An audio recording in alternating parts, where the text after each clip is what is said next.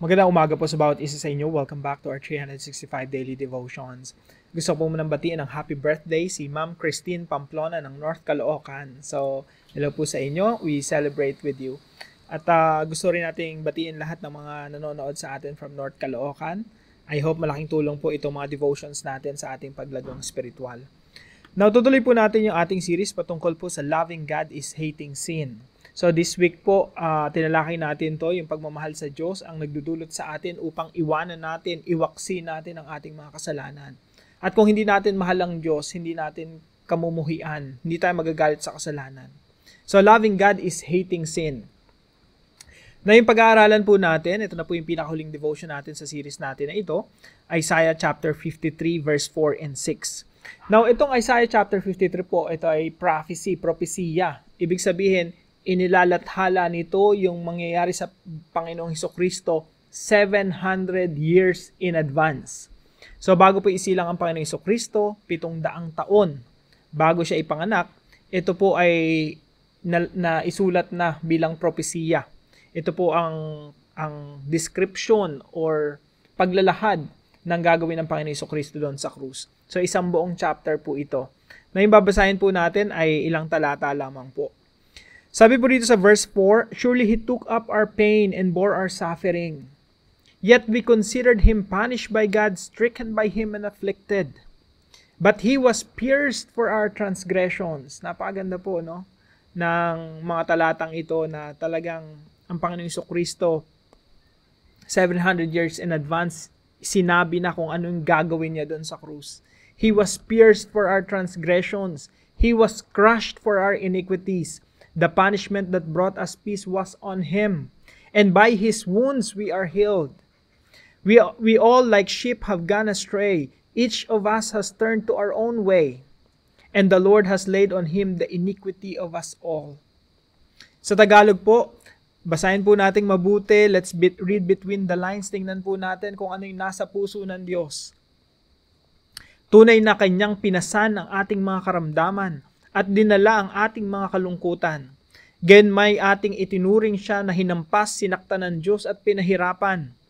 Ngunit siya'y nasugatan dahil sa ating mga pagsuway.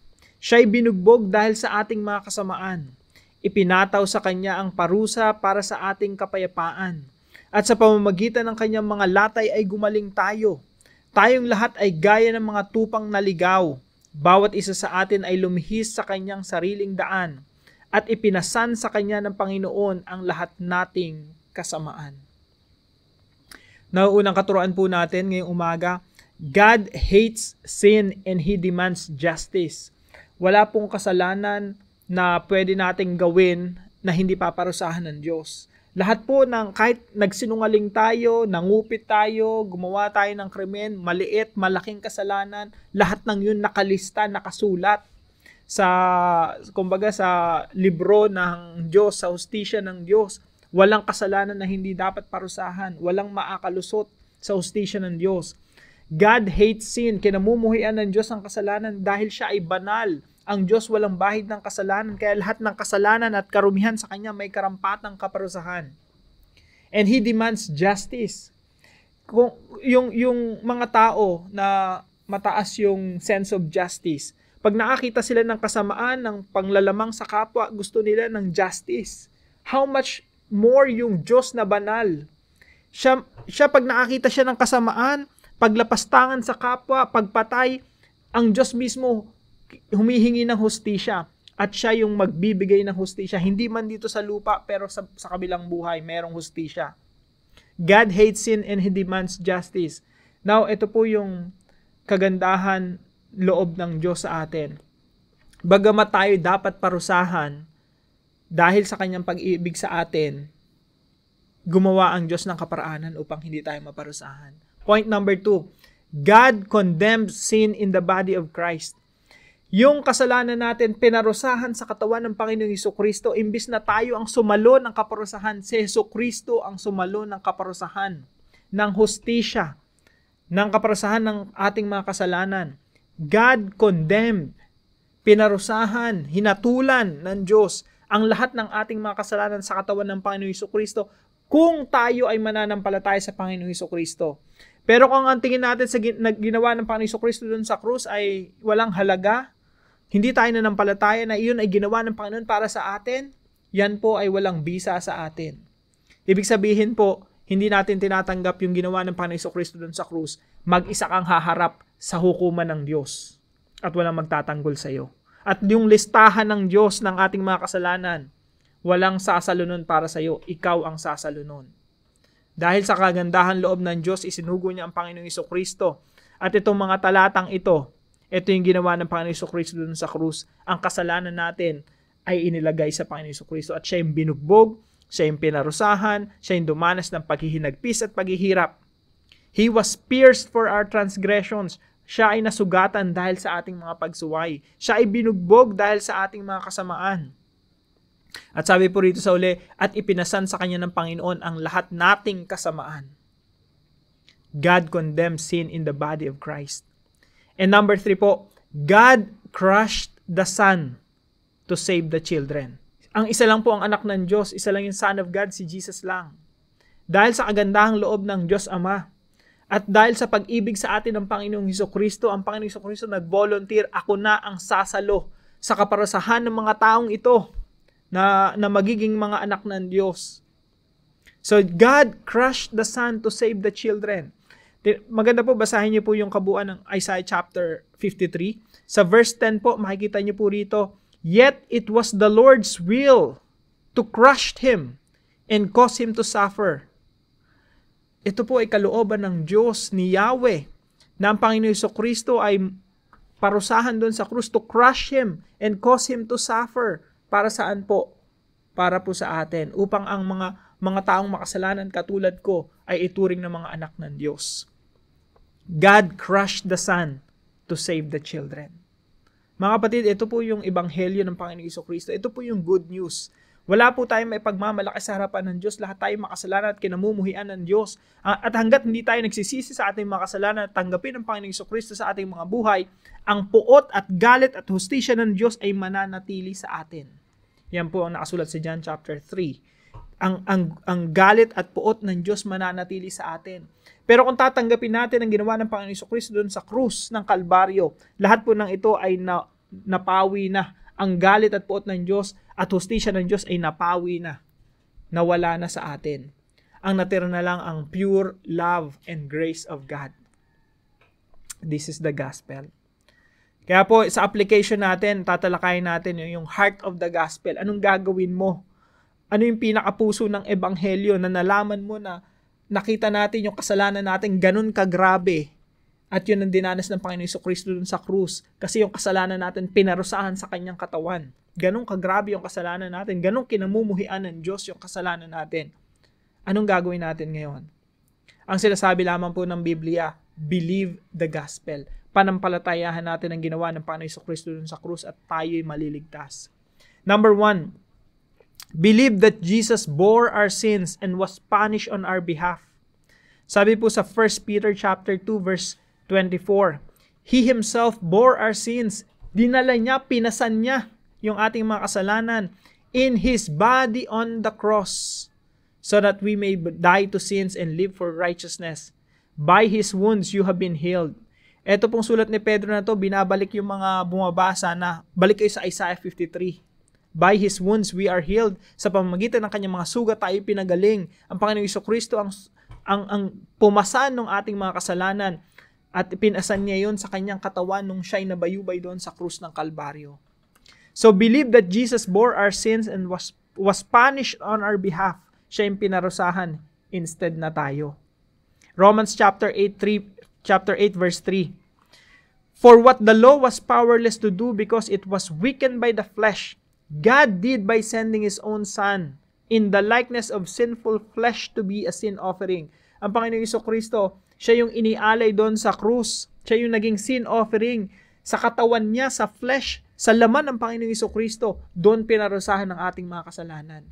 And so He condemned sin in the flesh. Hinatulan, mga kapatid, lahat ng kasalanan natin, past, present, and future, gaano man yan kagrabe, gaano man katindihan, gaano man kaliit, gaano man kalaki ang iyong mga kasalanan. Lahat ng yan, hinatulan na sa katawan ng Panginoong Hesukristo.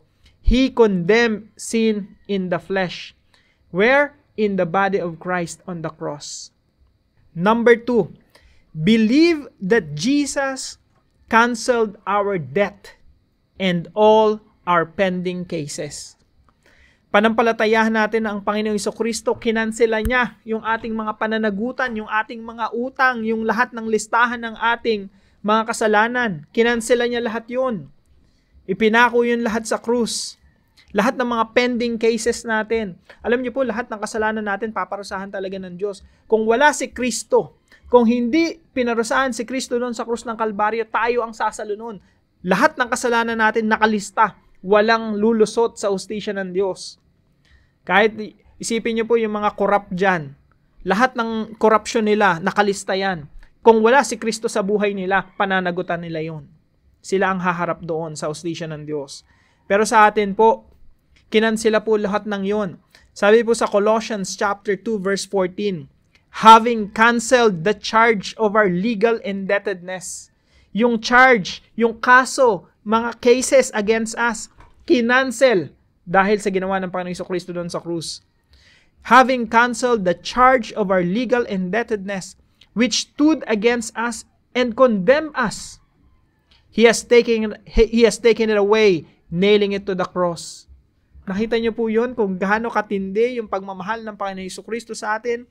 Yung papeles ng lahat ng kaso natin laban sa Diyos, kinuha ng Panginoong Jesucristo, dinala niya doon sa krus ng Kalbaryo, ipinako niya doon kasama ng kanyang katawan at sinasabi niyang, it has been paid. At lahat ng mga kasalanan natin, binayaran na ng Panginoong Jesucristo. Canceled lahat ng mga kaso natin. Dismissed, acquitted. We are declared righteous. We are justified. And number 3 po, believe that Jesus died and lives again to give us new life. Hindi po ibig sabihin na nanampalataya ka sa Panginoong Jesucristo, naligtas ka, pwede ka nang mamuhay ulit sa kasalanan. Ang kadahilanan po ng muling pagkabuhay ng Panginoong Jesucristo ay upang bigyan tayo ng bagong buhay. Tayo na yung ginawang mga Kristiyano, magpaka-Kristiyano tayo. Tayo ginawang mga anak ng Diyos, umasal tayo bilang mga anak ng Diyos. Tayo iniligtas ng Panginoong Jesucristo mula sa mga kasalanan, umakto tayo bilang mga taong napalaya na sa mga kasalanan. Sabi po sa Romans chapter 6 verse 4, and we therefore buried with him through baptism into death, in order that, just as Christ was raised from the dead, kung paano muling binuhay ang Panginoong Jesucristo mula sa mga patay, through the glory of the Father, we too may live a new life. Mga kapatid, ginawa ng Panginoong Jesucristo to sa atin. Namatay siya doon sa krus. Sinong tao ang hindi magbabago ang buhay? The fact na nakita mo na ginawa yan ni Jesus Christ sa'yo. Sinong tao ang hindi mamumuhi sa kasalanan na nalaman mo na binayaran ng Panginoong Jesucristo kung gaano katindi, gaano kagrabe ang kasalanan natin? Lahat yun binayaran ng Panginoong Jesucristo doon sa krus. Siya yung binugbog, siya yung nagkalatay, siya yung sinaksak ng sibat. Siya yung dumanas ng samot-saring pagdurusa. Hindi mo mamamahalin ng Panginoong Jesucristo, at the more you love God, the more you love Jesus Christ, the more you will hate your sin. So ito po yung puso ng Ebanghelyo, mga kapatid. Kailangan nating panampalatayahan yung ginawa ng Panginoong Jesucristo doon sa krus. Believe that Jesus bore our sins and was punished on our behalf para hindi na tayo maparusahan pa. Believe that Jesus canceled our debt and all our pending cases. Wala ka ng kaso. Pinako na ng Panginoong Jesucristo lahat ng dokumento ng listahan ng kasalanan natin. Binura na yun. Hinugasan na ng dugo ng Panginoong Jesucristo, and we are declared righteous. And walang bahid ng karumihan. Justified, pinawalang sala. And number 3, believe that Jesus died and lives again to give us new life. Muling nabuhay ang Panginoong Jesucristo upang bigyan ka ng bagong buhay. Upang sakupin ang buhay mo at pagharian ka. At ikaw ay mabago through and through.